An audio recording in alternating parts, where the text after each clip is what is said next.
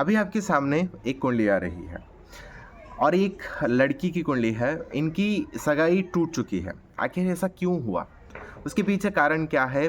कहीं आपकी कुंडली में भी कहीं ना कहीं आपकी कुंडली में भी वो योग तो नहीं है जिस वजह से इन फ्यूचर आपको भी वो चीज़ देखनी पड़ सकती है।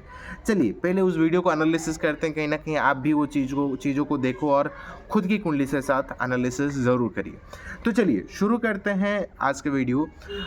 ये कुंडली एक लड़की की है, तो फिर इनकी डेट ऑफ बर्थ है 2 अप्रैल 1997 और जन्म स्थान है लातूर, महाराष्ट्र और जन्म समय है दोपहर को 1:45 PM।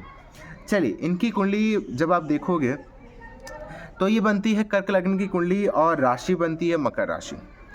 तो आप देखो इनकी लग्न है कर्क लग्न और राशि है मकर राशि। एक चंद्रमा की है और एक शनि की है और दोनों आपस में शत्रुता रखते हैं।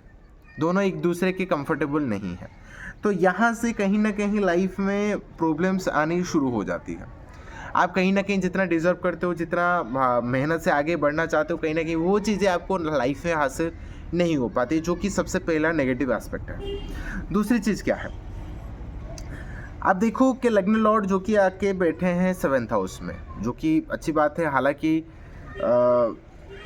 गुरु के साथ बैठा हुआ है, जो कि एक सबसे बड़ा प्लस पॉइंट है, क्योंकि जब गुरु और चंद्रमा दोनों साथ बैठते हैं तो ये गजकेसरी राजयोग बनाते हैं।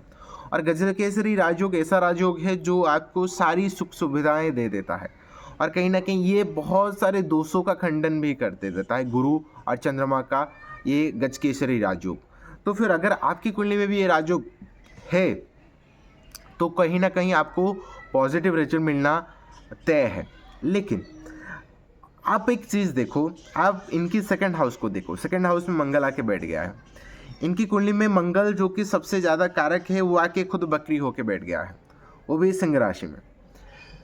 सबसे बेहतर प्लैनेट, सबसे अच्छा प्लैनेट आके बकरी हो गया।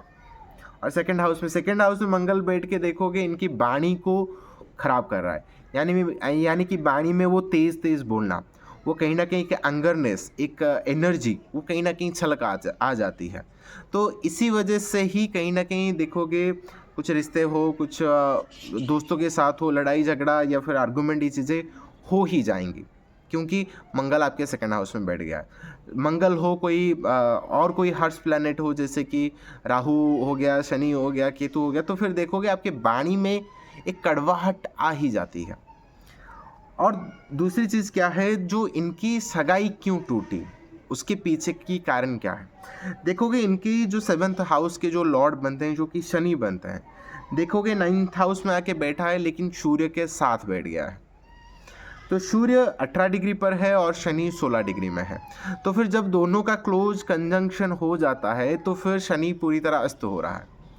तो इस वजह से जो कोई भी प्लैनेट अस्त हो जाता है तो वो जो भाव को डील करते हैं, जिस हाउस के वो अधिपति बनते हैं, तो उस हाउस में कहीं ना कहीं कमी ले ही आते हैं। तो इस वजह से इनकी कुंडली में शनि जो कि 7th हाउस के जो कि लॉर्ड बनते हैं, वो सूर्य के साथ रहकर कहीं ना कहीं इनकी शादी में डिस्टर्बेंस क्रिएट कर ही दी। और दूसरी चीज़ क्या है कि शनि, सूर्य और शुक्र कहीं ना कहीं जो आपके लविश लाइफ है, आपकी लग्जरियस लाइफ है, तो फिर कहीं ना कहीं शुक्र भी अस्त हो रहा है। लेकिन हाँ, वो मीन राशि में भी आके बैठ गया है, जो कि अपनी उच्च राशि में, यानी कि जहाँ पे वो एग्जल्टेड होता है, जहाँ उच्च होता है, वहाँ पे आके बैठ गया, जो कि एक कहीं ना कहीं प्लस पॉइंट हम काउंट कर सकते हैं। लेकिन दिक्कत की बात क्या है कि इनकी देखोगे इनके 7th हाउस में गुरु भी आके बैठ गया है। लड़कियों की कुंडली में गुरु अगर 7th हाउस में आ जाता है तो फिर वो अच्छी बात नहीं होती है। और ऊपर से गुरु इनकी कुंडली में 6ठे भाव के भी अधिपति बनते हैं। तो जब भी कभी 6ठे भाव, अष्टम भाव, 12th हाउस के लॉर्ड जब आके बैठ जाते हैं आपके 7th हाउस में, तो कहीं ना कहीं प्रॉब्लम वो ज़रूर क्रिएट कर ही देते हैं। तो इनकी कुंडली में भी कुछ वही है कि गुरु भी आके 7th भाव में बैठ गया, ताकि कहीं ना कहीं मैरिटल लाइफ में डिस्टर्बेंस वो क्रिएट कर ही रहा है। और भी बहुत सारे पॉइंट हैं, जैसे कि शनि और केतु, राहु भी देख रहा है, तो फिर कहीं ना कहीं 7th भाव कहीं ना कहीं पीड़ित हो रहा है। 7th भाव के जो अधिपति जो कि बनते हैं वो कहीं ना कहीं बहुत ज़्यादा पीड़ित हो रहे हैं। हालाँकि इनकी कुंडली में देखोगे सारी चीज़ों में प्रॉब्लम है, क्योंकि शनि और शुक्र दोनों ही अस्त हो रहे हैं। तो फिर ना तो पैसा, ना फैमिली की कुछ सपोर्ट, और साथ ही साथ आप देखोगे कि शादी और ससुराल में भी कहीं न कहीं वो दिक्कतें आएँगी, क्योंकि ससुराल भाव के अधिपति जो कि शनि बनते हैं वो भी अस्त हो रहा है, और ऊपर से मंगल सेकंड हाउस में बैठ के अष्टम भाव को भी देख रहा है। तो कहीं न कहीं मैरिटल लाइफ में दिक्कतें बहुत ज़्यादा आ सकती है। तो मैंने उनको भी वही सुझाव दिया कि आप शादी करने से पहले कुंडली सही से मिलवा के शादी करनी कंपल्सरी है। तो फिर कहीं न कहीं चीज़ें बेहतर हो सकती है, वरना चीज़ें और ज़्यादा डिस्टर्बेंस हो सकती है। ये था उनकी कुंडली में कर्क लग्न वाले हैं जो कि दिल के साफ़ होते हैं, सबकी मदद करना चाहते हैं। लेकिन कहीं न कहीं ये डिस्टर्बेंस वो क्रिएट कर देता है। और रही बात जॉब की, मैंने उनको पूछा कि आप जॉब के लिए कोशिश करें। जॉब में भी कहीं न कहीं थोड़ी बहुत डिस्टर्बेंस है, क्योंकि 12th लॉर्ड जो कि बुध बनते हैं वो आके 10th हाउस में बैठ गए हैं। तो फिर कहीं न कहीं उस एस्पेक्ट में भी चीज़ें कुछ ना कुछ ख़राब है। तो फिर बस एक ही चीज़ है कि उनकी कुंडली में गुरु और चंद्रमा दोनों साथ बैठे हैं। तो फिर उसके बदौलत चीज़ें कहीं न कहीं कुछ हद तक लाइफ़ में बहुत परेशानियाँ होने के बावजूद भी खुद को सँभालना, ढालना अच्छे से जानती हैं।